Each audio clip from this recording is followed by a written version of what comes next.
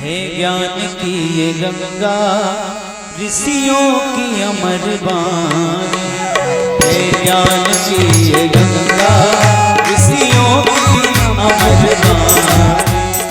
शुकताल की पावन भूमि में कथा सुनने का संयोग मिल सकता है।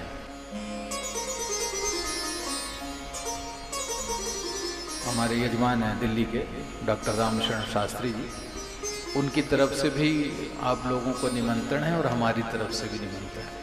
और हमारी तरफ से क्या, स्वयं सुखदेव जी की तरफ से निमंत्रण है। स्वयं सुखदेव जी आपको बुलाना चाहते हैं, पेड़ के नीचे बैठ करके बढ़िया कथा सुनिएगा, आनंद लीजिएगा। है ज्ञान की ये गंगा ऋषियों की अमर बानी, है ज्ञान की ये गंगा। गुरुर्ब्रह्मा गुरुर्विष्णु गुरुर्देव महेश्वरः, गुरु साक्षात परम ब्रह्म है, तस्मै श्री गुरुवे नमः।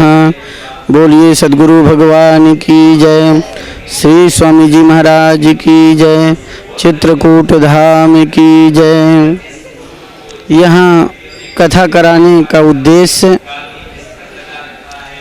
यह था कि श्री सुखदेव जी ने राजा परीक्षित को गंगा के तट पर बट वृक्ष की छाया के नीचे कथा सुनाई और परीक्षित जी को मोक्ष मिला।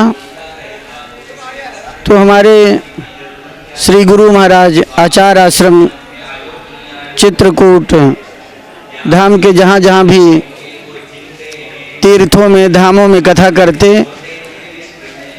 तो उनके आशीर्वाद से और उनकी कृपा से हम वहाँ पहुँचते और कथा सुनते। तो हमारी श्रीमती संध्या जी के मन में आया कि हम कथा जब भी कराएंगे तो सुख तीर्थ में कराएंगे। सद्गुरु जी के समक्ष ये प्रेरणा रखी गई, ये बात रखी गई और गुरु जी का भरपूरा आशीर्वाद प्राप्त हुआ।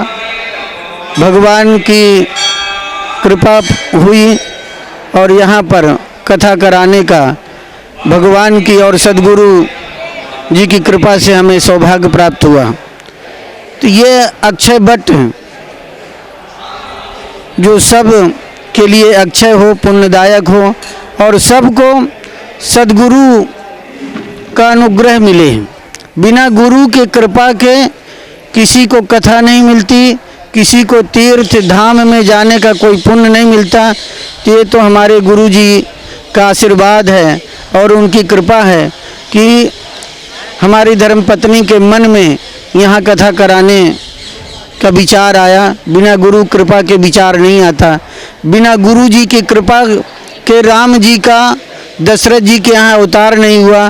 बिना गुरु जी के कृपा के देवकी वसुदेव जी के यहाँ भगवान नहीं आए। तो इसी प्रकार हमें भी गुरु जी का सानिध्य प्राप्त हो रहा है। गुरु जी की कृपा से ही हमें ये कथा मिली।